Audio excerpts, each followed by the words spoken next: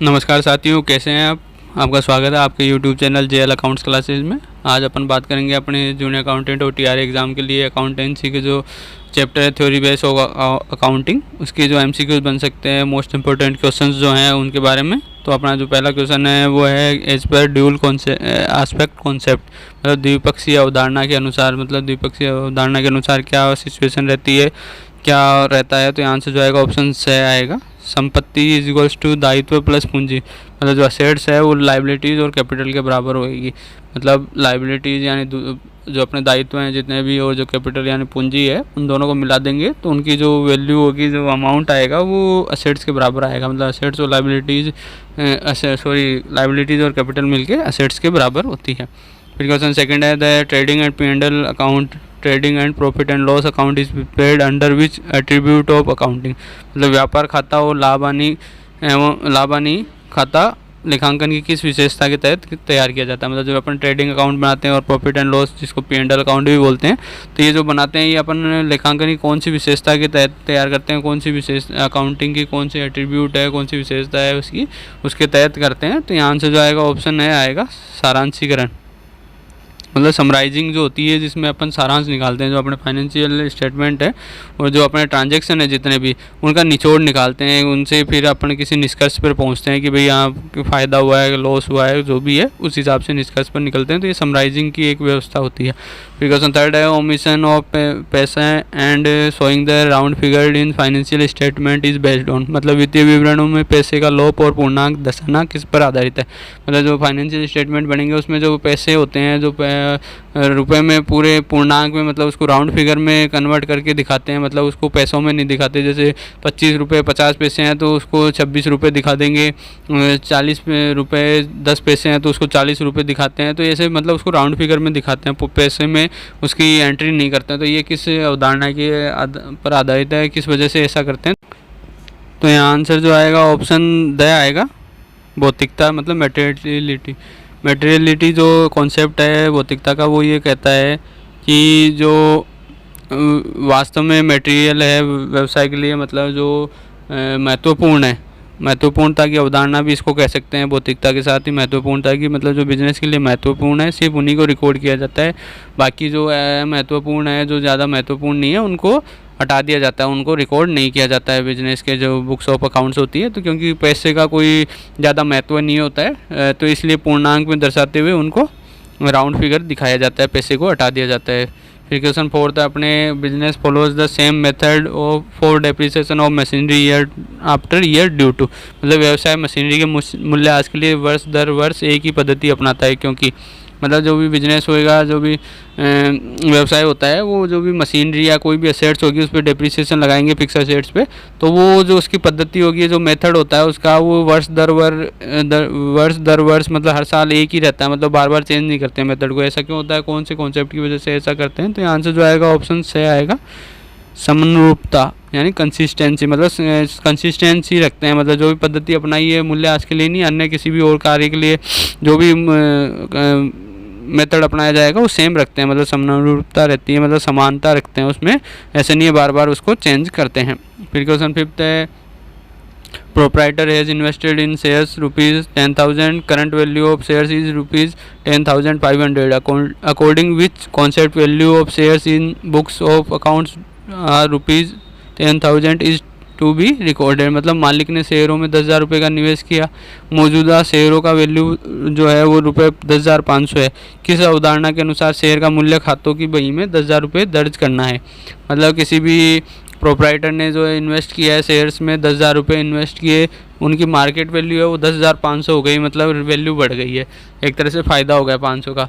लेकिन किस कॉन्सेप्ट की वजह से, किस अवधारणा की वजह से अभी भी शेयरों का मूल्य, जो इन्वेस्टमेंट जो अपन दिखाएंगे बुक्स ऑफ अकाउंट्स में, इन्वेस्टमेंट की जो वैल्यू दिखाएंगे वो 10,000 ही दिखाएंगे, 10,500 नहीं दिखा के 10,000 ही दिखाएंगे। तो ये कौन सी अवधारणा की वजह से ऐसा करते हैं अपन। तो यहाँ से जो आएगा ऑप्शन बे आएगा, रूढ़िवादिता, मतलब कंजर्वेटिज्म की जो कॉन्सेप्ट है रूढ़िवादिता की, जिसके अनुसार ये होता है कि आप लॉस को तो हाथों हाथ रिकॉर्ड करो, जबकि लाभ जब तक आपको मिल नहीं जाए तब तक आप उसको रिकॉर्ड नहीं करोगे। तो ये शेयर्स, अभी शेयर्स का लाभ आपको बुक्स में मतलब आपको दिख तो रहा है 10,500 हो गए उनकी वैल्यू, लेकिन अभी आपके पास पहुंचा नहीं है। जिस दिन आप शेयर्स को अगर बेच दोगे, आज अगर 10,500 पे आप बेच देते हो, तो फिर 500 रुपये ये जो प्रॉफिट है ये आप बुक करोगे, तब तक आपको इसको रिकॉर्ड नहीं करना है, जब तक ये आपको मिल नहीं जाए एक्चुअल में जो प्रॉफिट होता है। जबकि लॉस अगर दिखता हुआ भी है तो उसको बुक कर लेते हैं। प्रिकॉशन 6 है अकॉर्डिंग टू कॉस्ट कॉन्सेप्ट, मतलब लागत अवधारणा के अनुसार, मतलब जो कॉस्ट कॉन्सेप्ट होती है लागत अवधारणा, उसके अनुसार क्या किया जाता है। तो यहाँ से जो आएगा ऑप्शन ब आएगा, संपत्तियों को प्राप्त करने के लिए भुगतान किए गए मूल्य पर दर्ज किया जाता है। मतलब assets are recorded at value paid for acquiring it, मतलब जो भी संपत्तियां अर्जित करने के लिए, प्राप्त करने के लिए अपन ने उसको खरीदी है, तो जो भुगतान किया उसको वैल्यू पे की है उस पर ही उसको दर्शाया जाता है, उसकी लागत मूल्य पर उसको दर्शाया जाता है। क्वेश्चन 7 है according to conservatism concept closing stock is valued at, मतलब जो रूढ़िवादिता की अवधारणा के अनुसार क्लोजिंग स्टॉक जो होता है, अंतिम रहतिया होता है, उसका मूल्य होता है, किस मूल्य पर उसको दर्शाते हैं रूढ़िवादिता की अवधारणा के अनुसार। तो यहाँ आंसर जो आएगा ऑप्शन सी आएगा, लागत मूल्य या बाजार मूल्य जो भी कम हो, मतलब कॉस्ट और कॉस्ट वैल्यू जो होगी उसकी जितनी लागत बनी है, जिसको बनाने में जितनी अपने को लागत आई है, या जो मार्केट प्राइस है जो आज उसका बाजार मूल्य है, तो दोनों में से जो भी कम होगा उस पर दिखाते हैं। तो ऐसा क्यों है, क्योंकि ये वही बात हो गई कि अपन उसको ऐसे फ़ायदे पे नहीं ले सकते, कि जब तक फ़ायदा उसको, जब तक अपन बेच नहीं देंगे स्टॉक को, जो स्टॉक हमारे पास पड़ा है उसका सेल नहीं हो जाएगी, जब तक अपन उसको फ़ायदे को अपन उसको दिखा नहीं सकते। और कम इसलिए दिखा रहे हैं क्योंकि जो कम हो गया वैल्यू जो भी कम है दोनों में, मान लो लागत 10,000 रुपये थी, आज उसकी वैल्यू 9,000 रुपये हो गई, तो अपन कम क्यों दिखाएंगे 9,000 पे, क्योंकि ये लॉस हो गया, अपने को लॉस हो गया। तो अपन ने पहली बात मैंने आपको बताया, रूढ़िवादिता अवधारणा यही कहती है कि लॉस तो जिस दिन हो जाए आपको दिख रहा है, चाहे आपके मतलब आपको हुआ नहीं हो, लेकिन ये है कि आज अपनी डेट मार्केट वैल्यू के हिसाब से अपने को लॉस होता हुआ दिख रहा है, तो भी उसको रिकॉर्ड कर लेना है।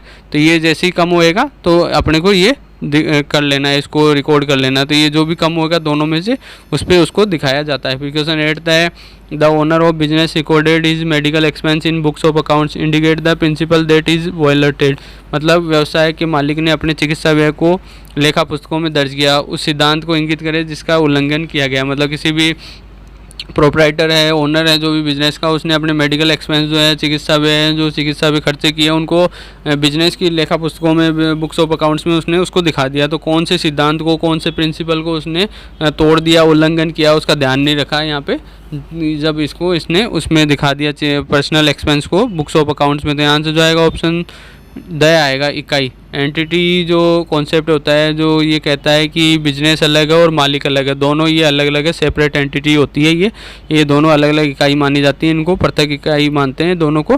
तो जो बिजनेस है तो ये बिजनेस का खर्चा नहीं है चिकित्सा व्यय, तो ये मालिक ने अपना खर्चा दिखा दिया, तो ये उसने उसकी जो उल्लंघन कर दिया है कि इकाई जो कॉन्सेप्ट है, एंटिटी कॉन्सेप्ट है उसका।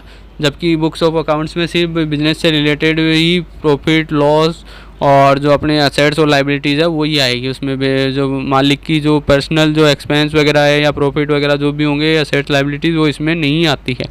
फिर क्वेश्चन 9 है विच of the following statement is correct, मतलब निम्नलिखित में से कौन सा कथन सही है, मतलब जो स्टेटमेंट आपको दिख रहा है उनमें से कौन सा स्टेटमेंट करेक्ट है, बाकी सब गलत है। तो आंसर जो आएगा ऑप्शन ए आएगा, पुस्तपालन लेखांकन का एक हिस्सा है, मतलब book keeping is a part of accounting, मतलब पुस्तपालन जो है वो लेखांकन का ही पार्ट माना जाता है। पुस्तपालन जैसे ही खत्म होता है उसके बाद लेखांकन स्टार्ट हो जाता है, तो ये एक पूरी प्रोसेस है, उसमें इसका पार्ट होता है। फिर क्वेश्चन 10 है कॉन्सेप्ट ऑफ कंसिस्टेंसी मीन्स, मतलब समानुरूपता की अवधारणा का अर्थ है, मतलब जो समानता की अवधारणा होती है, समानुरूपता की, कंसिस्टेंसी की अवधारणा होती है, उसका क्या मतलब होता है, क्या रहता है उसमें। तो ये अपन ने पहले बात कही थी, इसमें समानता रखी जाती है, जो भी काम करेंगे उसमें समानता होगी, जो भी सिद्धांत या जो भी अपन मेथड फॉलो करेंगे वो सेम रखेंगे, साल दर साल वो चेंज नहीं करेंगे, जब तक कुछ अलग नहीं हो, जिसकी मतलब रिक्वायर्ड नहीं हो, जब तक चेंज करना। तो यहाँ आंसर जो आएगा ऑप्शन से आएगा, लेखांकन सिद्धांत और तरीके एक वर्ष से दूसरे वर्ष तक सुसंगत रहना चाहिए, मतलब accounting principle and method should remain consistent from one year to another, मतलब जितने भी लेखांकन सिद्धांत है, प्रिंसिपल्स हैं और तरीके या जो मेथड्स हैं वो हर साल सेम रहने चाहिए, सुसंगत रहनी चाहिए, मतलब समान रहने चाहिए, एक जैसे रहने चाहिए, उनमें डिफ्रेंशिएशन नहीं होना चाहिए, अलग अलग नहीं होना चाहिए कि आज ये वाला मेथड अपना रहे हैं अगले साल फिर दूसरा मेथड अपनाने लगे, ऐसा नहीं होना चाहिए। फिर क्वेश्चन 11 है as per income tax act accounting period is, मतलब आयकर अधिनियम के अनुसार लेखांकन अवधि है, मतलब जो अकाउंटिंग पीरियड जो माना माना जाता है इनकम टैक्स एक्ट के अनुसार वो कौन सा होता है, कहाँ से कहाँ तक को अपन लेखांकन अवधि या अकाउंटिंग पीरियड बोलते हैं। यहाँ आंसर जो आएगा ऑप्शन 6 आएगा, 1 अप्रैल से 31 मार्च, मतलब जो भी साल होएगा उसकी 1 अप्रैल से लेके 31 मार्च तक का जो 1 साल पूरा होएगा उसको अकाउंटिंग पीरियड बोलते हैं। लेखांकन अवधि जो 1 साल की होती है वो जनवरी से दिसंबर नहीं होती, यहाँ 1 अप्रैल से 31 मार्च तक चलता है वो। फिर क्वेश्चन 12 है, विच of the following is not a fundamental accounting assumption, मतलब निम्नलिखित में से कौन सी मौलिक लेखांकन मान्यता नहीं है। तो मान्यताएं जो अपनी है, अवधारणाएं तो काफ़ी सारी है, मान्यताएं सिर्फ 3 ही है। जो अकाउंटिंग एजम्पशंस है वो सिर्फ 3 ही है। वो कौन कौन से हैं, वो गोइंग कंसर्न, कंसिस्टेंसी और अक्रूवल। बाकी मेटेरियलिटी जो आपको दिख रही है ऑप्शन द, भौतिकता या जो महत्वपूर्णता वाली मेटेरियलिटी, ये मान्यता नहीं है, ये अपनी अवधारणा है, ये कन्वेंशन है अपना, ये अवधारणा है, ये अजम्पशन नहीं है। बाकी ये जो गोइंग कंसर्न सतत संस्थान हो गई, कंसिस्टेंसी समनुरूपता हो गई, या अक्रूवल जो उपार्जन जो मान्यता है, ये सारी मान्यताएं मेटेरियलिटी अवधारणा है अपनी, ये मान्यता में नहीं आती है। तो ये 3 ही मान्यताएं होती है। फिर question 13 the meaning of credibility of going concern is, मतलब सतत संस्थान की विश्वसनीयता का अर्थ है, मतलब सतत संस्थान की जो विश्वसनीयता होती है या जो ये अपने मान्यता मान सकते हैं, ये क्या होती है, इसका क्या मतलब रहता है। तो यहाँ से इसके हिसाब से क्या रहेगा, तो यहाँ से जो आएगा ऑप्शन 6 आएगा, व्यवसाय जारी रखना, मतलब ये व्यवसाय के जारी रखने से, कंटिन्यूइंग ऑफ बिजनेस से रिलेटेड है। इसकी मतलब व्यवसाय कब तक जारी रखा जाएगा उससे रिलेटेड होती है। अपन ये मानते हैं कि व्यवसाय अनंत समय के लिए रहेगा, मतलब व्यवसाय कभी ख़त्म नहीं होने वाला, ये लॉन्ग टर्म के लिए चलने वाला है। फिर question 14 the concept of conservatism takes into account, मतलब रूढ़िवादिता की अवधारणा निम्नलिखित को ध्यान रखते हैं। मतलब रूढ़िवादिता की अवधारणा में किस बात का ध्यान रखा जाता है, क्या अपन उसमें एस्पेक्ट को फॉलो करते हैं। तो यहाँ से जो आएगा ऑप्शन 6 आएगा, भविष्य के सभी नुकसान और लाभ नहीं, मतलब all future losses and not profit. मैंने पहले कहा कि जब तक लाभ अपने को मिल नहीं जाएगा तब अपन उसको बुक्स में रिकॉर्ड नहीं करेंगे, उसका ध्यान नहीं रखेंगे, उसको अपन इग्नोर करेंगे, लेकिन भविष्य में जो भी नुकसान होता हुआ दिख रहा है उसको अपन रिकॉर्ड करेंगे। मतलब फ्यूचर लॉसेज को तो अपन बुक करेंगे लेकिन प्रॉफिट को अपन बुक नहीं करते हैं। फिर क्वेश्चन 15 है, the cost of small calculator is accounted as an expense and not shown as an asset is in financial statement of business due to, मतलब छोटे कैलकुलेटर की लागत को व्यय के रूप में दर्ज किया जाता है और व्यवसाय के वित्तीय विवरण में परिसंपत्ति के रूप में नहीं दिखाया जाता है। तो ऐसा क्यों करते हैं, किस अवधारणा की वजह से ये ऐसा करते हैं, मतलब कि छोटा कैलकुलेटर लिया तो उसकी जो कॉस्ट होती है वो छोटी होती है, छोटे अमाउंट की होती है, तो उसको अपन एक्सपेंस में दिखाते हैं, जबकि उसको असेट्स में क्यों नहीं दिखाते, जबकि ये फिजिकल फॉर्म में होता है कैलकुलेटर और कुछ समय के लिए काम भी आता है, ऐसी बात नहीं है। तो ये वित्तीय विवरण में इसको असेट नहीं दिखा के एक्सपेंस क्यों दिखाते हैं, ये किस अवधारणा की वजह से करते हैं। तो यहाँ से जो आएगा ऑप्शन द आएगा, भौतिकता, मेटेरियलिटी, मतलब जो होती है महत्वपूर्णता की अवधारणा, मतलब ये बिजनेस के लिए इतना महत्वपूर्ण नहीं है कि इसको असेट्स माना जाए, ये इतने लॉन्ग टर्म के लिए भी काम नहीं आने वाला है और ना इससे कोई बिजनेस को मेन असेट्स इसलिए मानते हैं कि बिजनेस से इसको रेवेन्यू जनरेट कर सके, तो रेवेन्यू भी जनरेट नहीं होती है, तो ये एक सप्लीमेंट्री या सेकेंडरी इसको अपन वो मान सकते हैं एसेट। तो ये मतलब डायरेक्टली इन्वॉल्व नहीं होती है और ये छोटा अमाउंट है तो महत्वपूर्ण नहीं है इतना, इसलिए भौतिकता की वजह से या महत्वपूर्णता की वजह से इसको अपन एक्सपेंस ही मानते हैं, एसेट्स नहीं मानते हैं। फिर क्वेश्चन 16 है, due to which of the following contingent liabilities are shown in the balance sheet, मतलब निम्नलिखित में से किसके कारण आकस्मिक दायित्व चिट्ठे में दिखाई जाते हैं। मतलब जो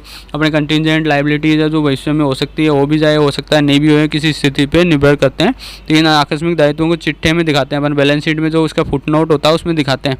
तो ये किस अवधारणा की वजह से दिखाते हैं, तो यहाँ से जो आएगा ऑप्शन है आएगा पूर्ण प्रकटीकरण, मतलब फुल डिस्क्लोजर की जो कॉन्सेप्ट है उसके अकॉर्डिंग अपन ये इसको दिखाते हैं। पूर्ण प्रकटीकरण की जो फुल डिस्क्लोजर की जो अवधारणा है वो क्या कहती है, वो ये कहती है कि जितने भी महत्वपूर्ण काम है या जितनी महत्वपूर्ण ट्रांजेक्शन्स है या जो भी एस्पेक्ट है बिजनेस से रिलेटेड जितने भी है जिनको दिखाया जाना ज़रूरी है उनको दिखाया जाए, बुक्स ऑफ अकाउंट्स में कैसे भी दिखाए जाए, तो उनका पूर्ण प्रकटीकरण होना चाहिए सारी चीज़ें, मतलब कुछ भी छूटना नहीं चाहिए जो बिजनेस से रिलेटेड है और जो जिनको अपन मुद्रा में माप सकते हैं उन सबको, उन सभी ट्रांजेक्शन्स को और उन सभी इवेंट्स को इसमें दिखाया जाना जरूरी है। फिर क्वेश्चन 17 था, under the cash basis of accounting expenses are recorded, मतलब लेखांकन के नगद आधार के अंतर्गत व्यय दर्ज किए जाते हैं। मतलब जो अपन केस बेसिस ऑफ अकाउंटिंग होगा, नगद आधार पर जो लेखांकन किया जाता है उसमें व्यय या एक्सपेंस कब रिकॉर्ड करेंगे, कब दर्ज किए जाते हैं उनको, तो यहाँ से जो आएगा ऑप्शन नया आएगा भुगतान पर, मतलब ऑन पेमेंट, मतलब पेमेंट करेंगे तभी उनका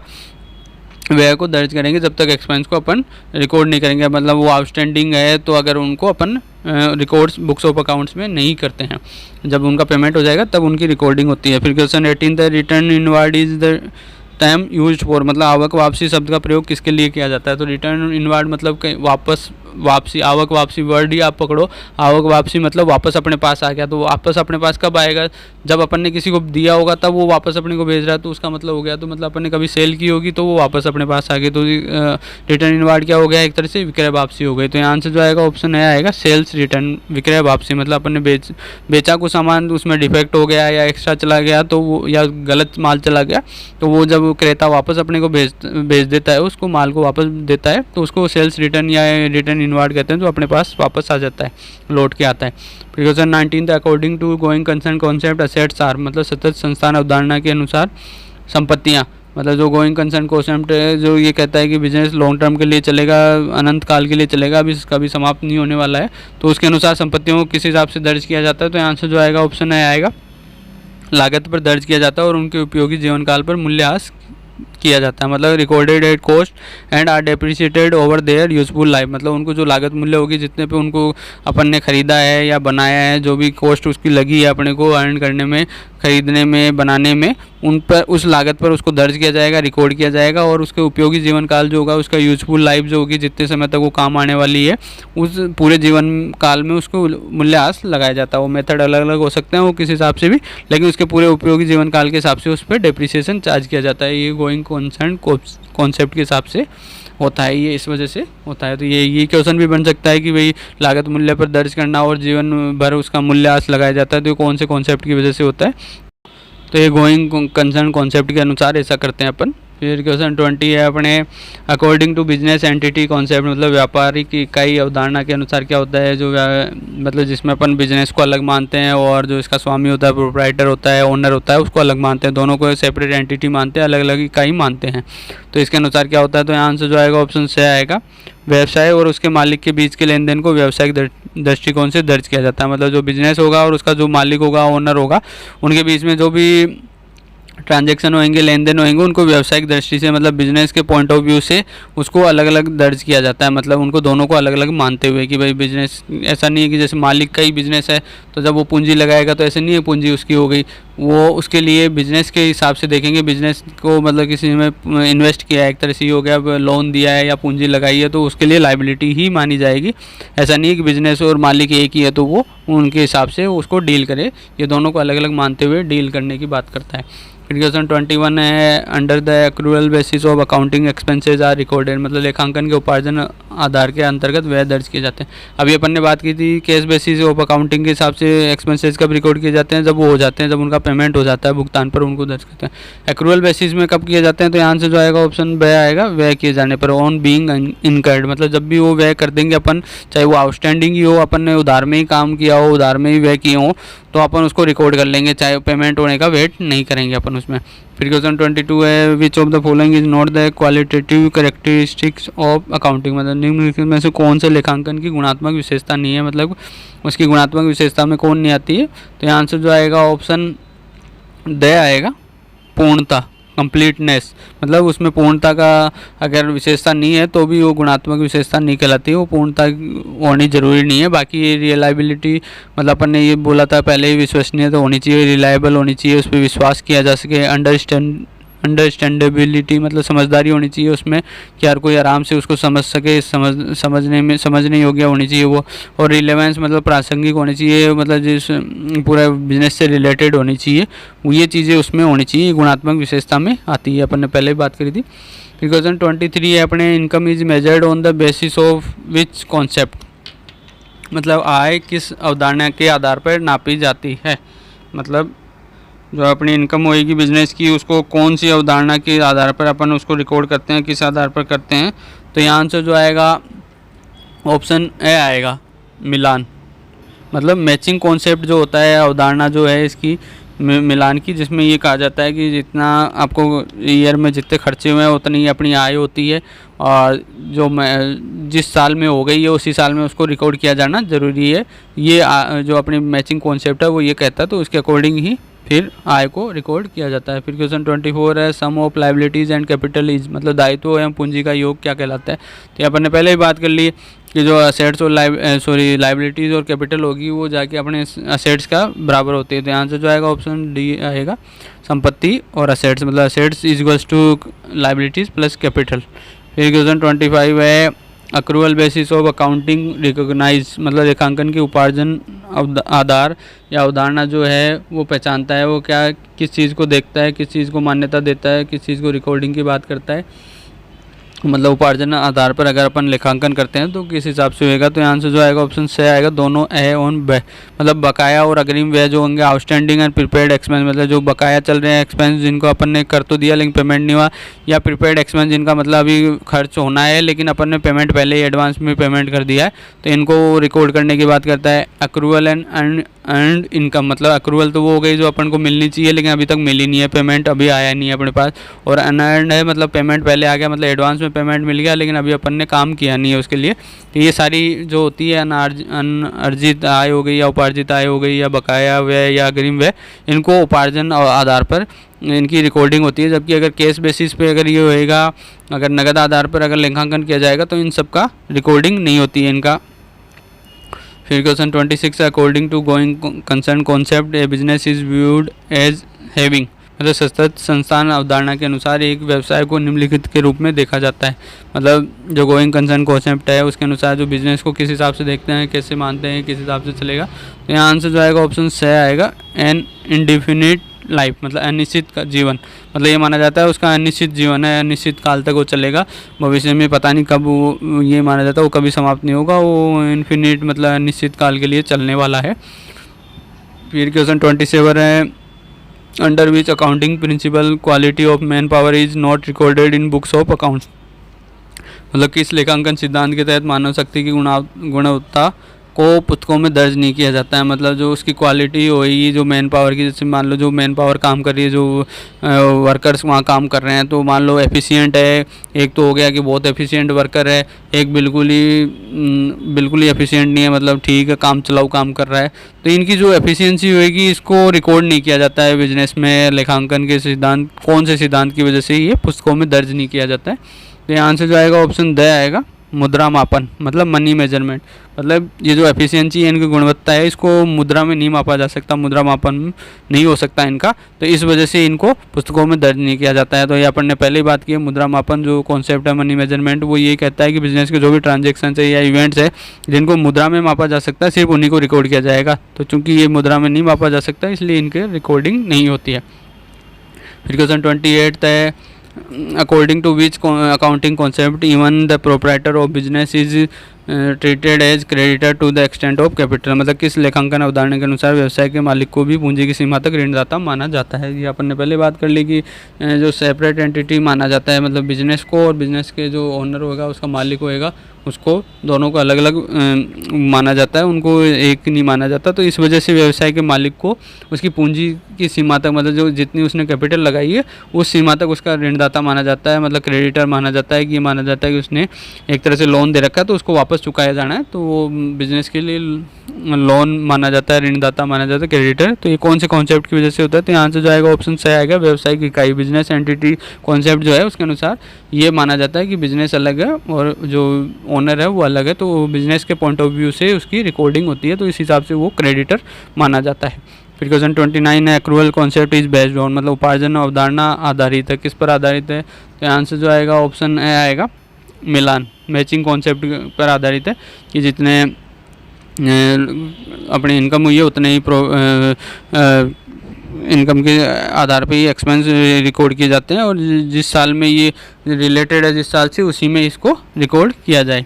फिर क्वेश्चन 30 है, everything a firm owns it also owns out to somebody, this coincident is explained by which accounting concept, मतलब एक फर्म के पास जो कुछ भी है उसका स्वामी भी कोई ना कोई होता है, इस संयोग को किस लेखांकन अवधारणा द्वारा समझा जाता है? मतलब कोई भी फर्म किसी से कुछ मांगती है तो फर्म के ऊपर भी उतने ही दायित्व होंगे, मतलब जितनी संपत्तियाँ उतने ही दायित्व भी होते हैं फर्म पर। तो ये जो कोइंसिडेंस होता है, संयोग होता है, ये कौन सी लेखांकन अवधारणा द्वारा समझा जा सकता है? इसको किस आधार पर अपन इसको समझ सकते हैं? तो यहाँ से जो आएगा ऑप्शन नया आएगा, दोहरा पहलू, मतलब ड्यूल एस्पेक्ट जो होता है, द्विपक्षीय अवधारणा जो होती है कि जो ये कहती है कि फर्म की दोनों साइड बराबर होंगे, एसेट्स भी वाली साइड और लाइबिलिटीज वाली साइड भी बराबर रहेगी। मतलब जितने एक्सपेंस होंगे उतनी ही उसकी इनकम होएगी। मतलब एक तरह से ये दोनों मैच होती हैं, मतलब दोहरा पहलू ही है, दोनों डेबिट साइड और क्रेडिट साइड बराबर मैच करती है। तो जितना फर्म किसी से मांग रही होगी तो ओबियसली उतना ही किसी और को उसको देना भी होगा।